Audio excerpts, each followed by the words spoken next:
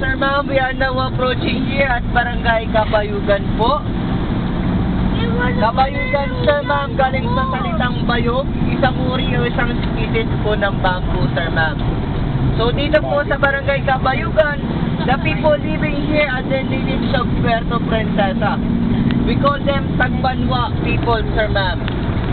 So mga nitibo na po yan sila, Tagbanwa po, Sir Ma'am. So dito po sa Palawan, meron po tayong 6 na ethnic group po. First, we do have the Batak. Second, we do have the Tagbanwa.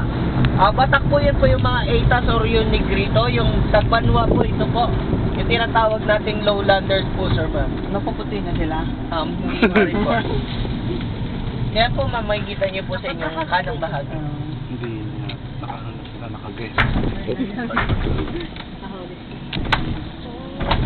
Maganda ng ba? Parang yung banit.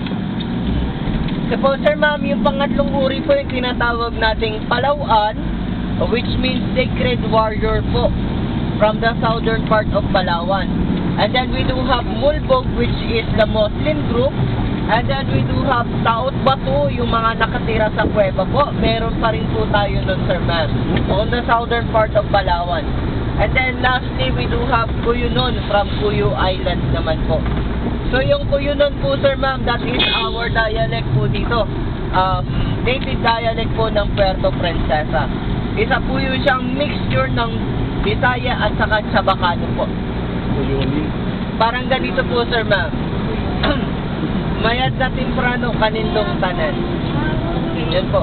Ibig sabihin po ng Sir Ma'am, may magandang umaga po sa inyong lahat. Wow. Chabacano.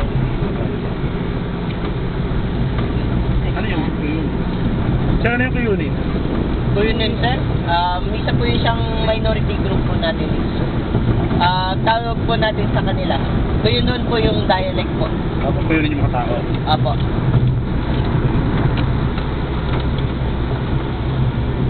Benedict yun eh, kuyunin. Saan ang kuyunin? Si Benedict yung tawag sa atin. Tagatun siya. Tagatun din? Alfonso? Kung napanood niyo po yung movie ni Julian Santos na Pluning, yung salita po yun po yung Cuyunon. Yung Pluning po isa pong traditional folk song po dito sa ating lungsod, Sir Ma'am. Yung ibig sabihin po ng Pluning, yung babae po na nagmahal, na naghintay, na hindi natuloy yung kanilang pagmamahalan. Bigo. Medyo malungkot po yung story nun, Sir.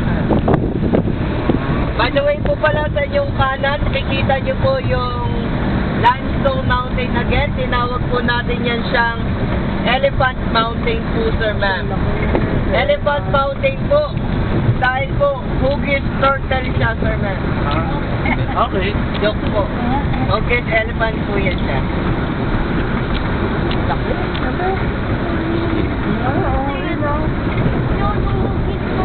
Oo, sinasabi ni Kuya, huwag napandaan. Joke nga lang, may hugis turtle. Yan, hugis elephant. Elephant talaga siya. Nag-joke lang siya. Yan. Tamo, parang si Jambo. Jumbo. Elephant na may balbas. Oo. Parang si Dumbo, baby. Malaki yun. Si Jambo. Oo nga, elephant yan. Tapos mo rin yung plastic na hawak mo. Hindi talaga. Ngayon sa notebook eh.